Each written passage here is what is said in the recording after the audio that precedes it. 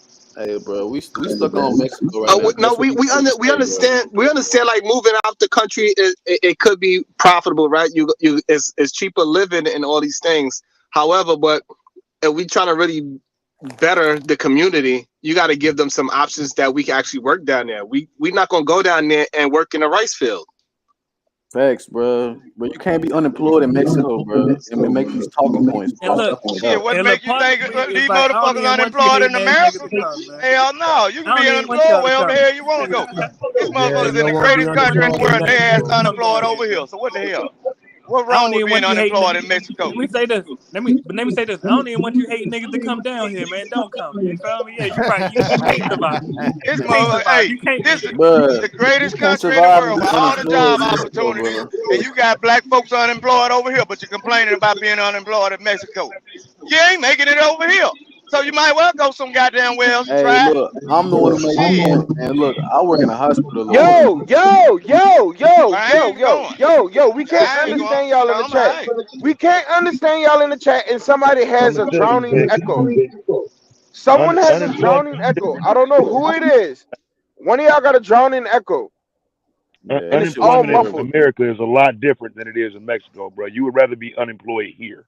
Yeah, Trust bro. Like, what the hell, bro? I'm not trying to be You don't selling want to be gelato, unemployed bro, there. in the fucking bazaar, bro. Fuck out of here, bro. It ain't. You know what I'm If saying? they Like, was I to mean, take away government assistance, it'll be no different from Here we go Mexico. with the if. It's the only. That's the only thing that we got. Government assistance. You decide to sit on your ass or have a child. But I know. Vic, that's the difference. That's the difference between a bunch of people that'll rob you for a fucking burrito and people that won't. That's what I'm saying. Like, bro, like you make it sound like if you ain't been down there fucking around, bro, I'm telling you, bro, you turn the corner in somewhere like Tijuana and think shit's sweet. They gonna lay you down, bro. So like, I get what you're saying, but that ain't where you want to be at. Not just talking about being walking around like shit sweet. Nah, but they'll fuck you up in Mexico, bro. For real. That's a whole different type of third world country. With some open toes, they're gonna shoot you with some open toe shoes on. Bro, them folks gonna murk your ass, bro. Stop the cap, bro. You can't be. Look, bro, this man. The issue with that man got saying, look, all respect to him and his lifestyle. Go live like a king in Mexico, bro. But you can't be trying to tell motherfuckers to build a community in Mexico when you are an unemployed man in Mexico living with a timeshare in your nest egg, bro. Stop the cap, bro. No cap, bro. We don't want to hear that shit, bro. We trying to actually build some shit. You can't build nothing in the city, in the country like that, bro. My boy say come down there. He said come down there and figure it out. Mexico anyway, though. The cartel gonna take that shit, bro. He said come figure it out. Yeah, I mean, for real, but Mexico got some huge problems with the cartel, and not only that, black people, or excuse me, black Mexicans, because black Americans, in a lot of ways, they looking at that money. If they can benefit from your money, they'll fuck with you. But black Mexicans are treated like shit. They have a whole caste system down there where black Mexicans don't get respected. So if you ain't got no money down there, bro, you're going to fall into that caste system.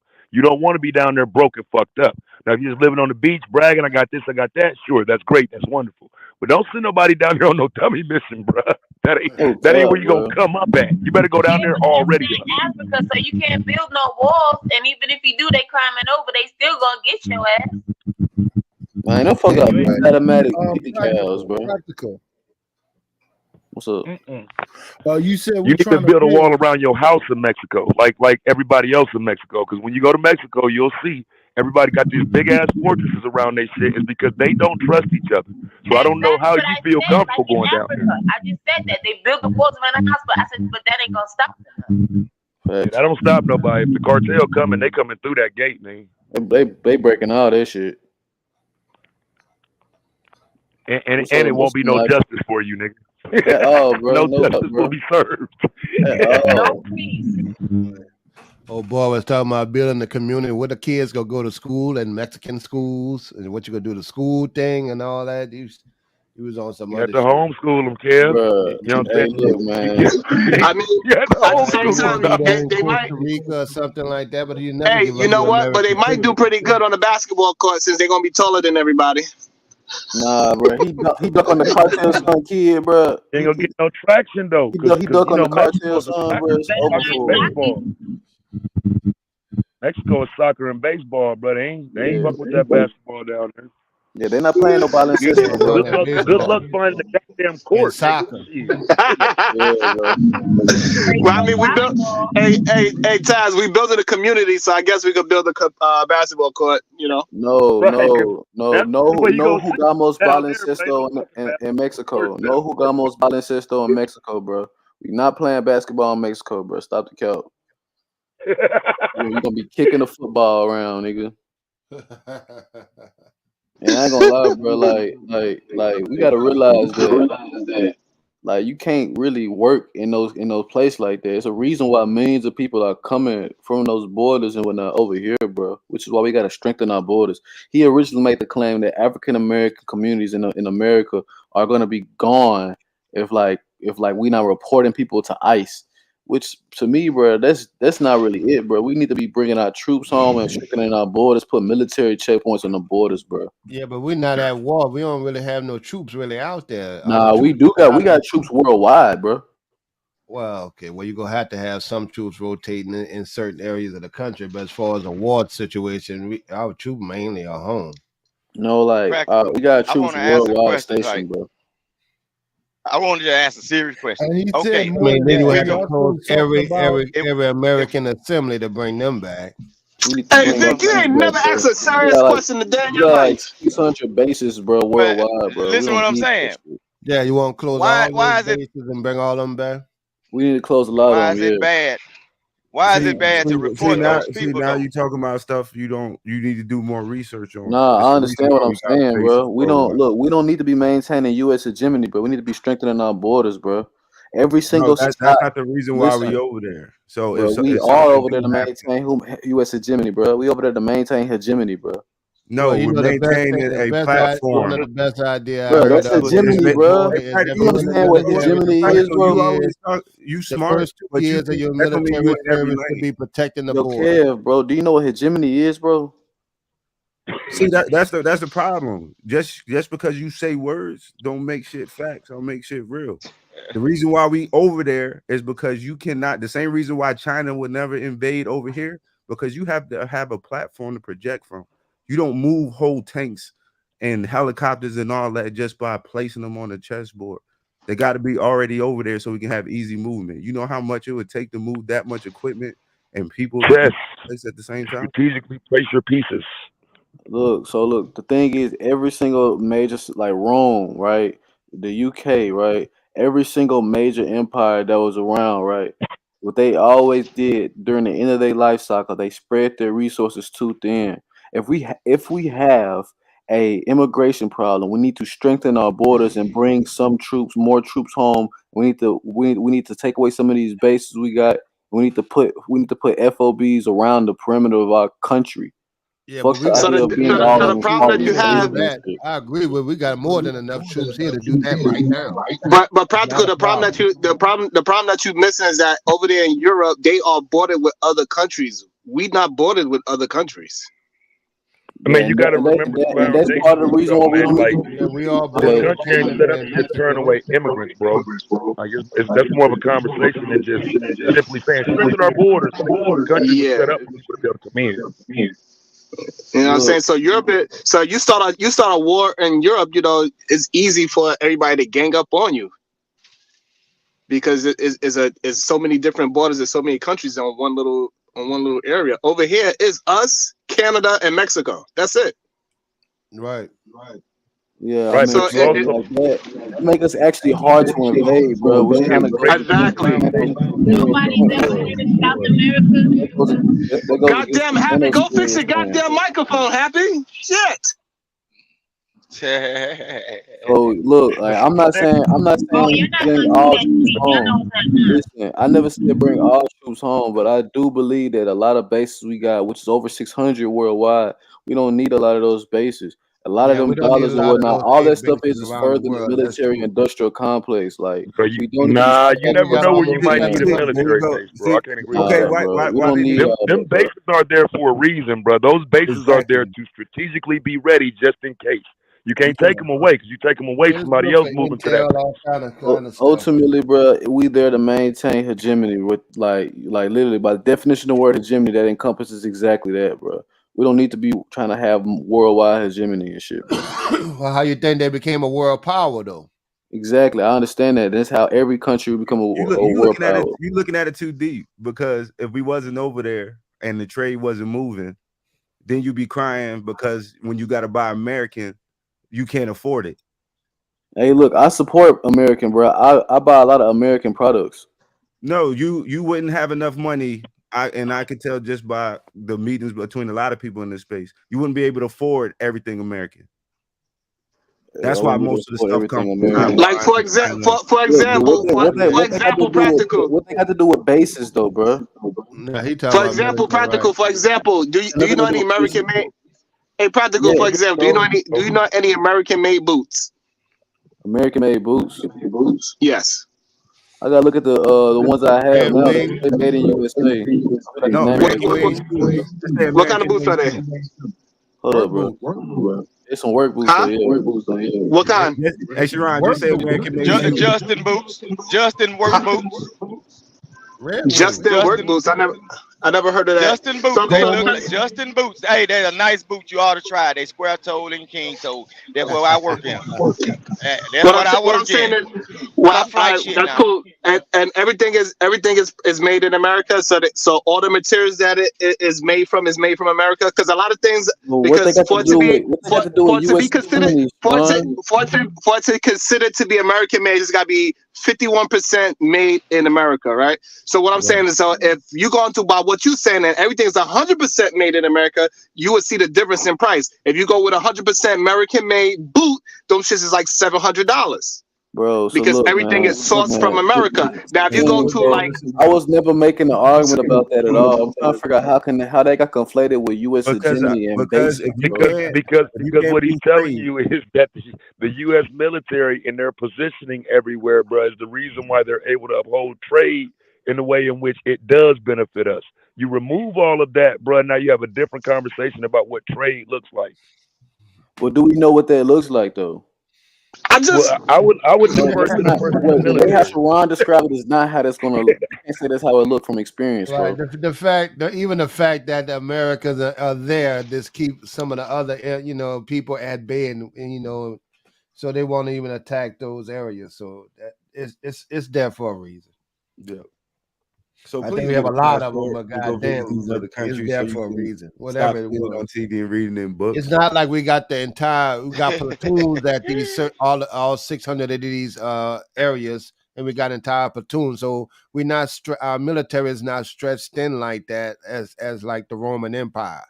It's not. Our military is still closed here. a lot of bases. We came back from the war. I see. Look, I never said all bases need to be closed. I say that we need to be put a higher concentration on our borders and whatnot, putting more FOBs around our border, having military control of borders and stuff like that. But bro, I would argue that you need to pull the ones that you're talking about, and then I think once you see the bases you're talking about closing, you would see the reason why it's not closing. I don't think you could just blindly say we need to close some bases without showing the bases in question. Because again, everything is done for a reason. It's all strategic. So it's saying we should close some bases is a blind statement. I think if you showed the bases you're talking about and had those discussions, maybe it might sound a little bit more legitimate. So I want to ask a question. Right now, currently, I don't know which base to be closed. Protecting the border the first 2 years of service. Yeah, see, I want to ask a question that's about something the I can border. say more pragmatically right there. We need to strengthen our border specifically, and how to achieve that. However way we used to achieve that is cool. Like if we're able to keep bases around the globe and strengthen our borders to a way that's very good, then okay, that's cool. The main point I'm trying to make is we need the border stronger. We need more FOBs on the border. That's not the issue. Because Can I ask a question? Always my claim. Wait, hold on, Vic. Because practical. When you go to these other countries with locked borders, it's almost like a borderline martial law situation. Right. Americans is too sensitive to actually run this country like that. Like a lot of those countries overseas, you wouldn't want that here. They get some Mexicans up coming across the Rio Grande, bro. It's gonna be an international event, bro. We not border locked, bro. So look, Can I ask this question? They don't want it to be border I can't ask a question till I act a goddamn fool. Can I ask a question about the border? The thing I wanted to know, because he said we need to strengthen the border. Okay, why is it wrong to report the people that get across the border? There's no need to strengthen the border if you're not going to send the people or catch the people or want people to report on the people that finally gets over here. Because that's what I'm saying. There's no need to strengthen the border. I was about to say, you don't know if they're illegal or not, bro, and that create a bad climate against like the Hispanic population in America, which could be the opposite to what we need if we're gonna make a nationalistic country and whatnot, right? So look, bro, like I'm saying, have you ever been to one? Have you ever been to a country like that? Have I been to a country like what? That you're asking for? What actual locked borders? Look, I'm not asking for locked borders, bro.